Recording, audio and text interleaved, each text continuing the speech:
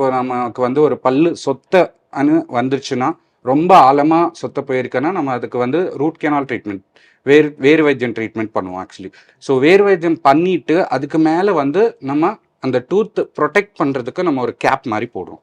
So அந்த gap போடுறதுக்கு இதுக்கு முன்னாடி வந்து எப்படின்னா, நம்ம வந்து ஒரு அளவு மாரி எடுத்துட்டு, ஒரு மாவு மாரி இருக்கும். அத மிக்ஸ் பண்ணி, அளவு எடுத்துட்டு, அதுக்கப்புறம் தான் அத லேபுக்கு அனுப்பிச்சு, நம்ம க்ரவுன் வந்து மேக் பண்ணுவோம். ஆனா இப்போ டிஜிட்டல் டென்டிஸ்ட்ரில எப்படின்னா, நம்ம நார்மலா வந்து இப்போ போனா ஒரு ஸ்கேன் பண்றாங்க இல்லையா? ஒரு நார்மலா வந்து இப்போ வந்து நமக்கு அப்டாமின் ஸ்கேன் பண்றாங்க. எல்லாமே ஸ்கேன் பண்ணாங்க. அதே மாரி தான் மவுத் ஸ்கேன் பண்றது. வாய ஸ்கேன் பண்ற மிஷின்ஸ் கூட வந்து உங்களுக்கு வந்திருக்கு இப்போ.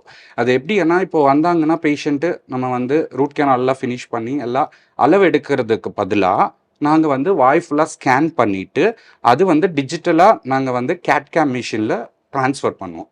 கேட்-கேம் மிஷின்னா என்னன்னா, இப்போ அதுல கம்ப்யூட்டரைஸ்டு நம்ம இப்போ அளவு ஸ்கேன் பண்ணிட்டு, இது வந்து நம்ம கேட்-கேமா அமுச்சிட்டு, அதில வந்து 3டி பிரிண்டிங்ன்னு சொல்லுவோம். ஸோ அது வந்து 3டில அந்த மாடல் வந்து பிரிண்ட் ஆயி நமக்கு வந்து அதில வரும். ஸோ அதில வந்து நம்ம பண்ணும்போது, நம்ம பண்ற மேனுவலா பண்ற கேப்போட, நம்ம 3டி பிரிண்டிங்ல பண்ற கேப் வந்து ரொம்ப ப்ரிசைஸா இருக்கும் ஆக்சுவலி. ஓகே. அது ஃபிட்டு எவ்ரிதிங் வந்து உங்களுக்கு அது செட் ஆகுறது கூட கரெக்ட்டா வந்து செட் ஆகும்.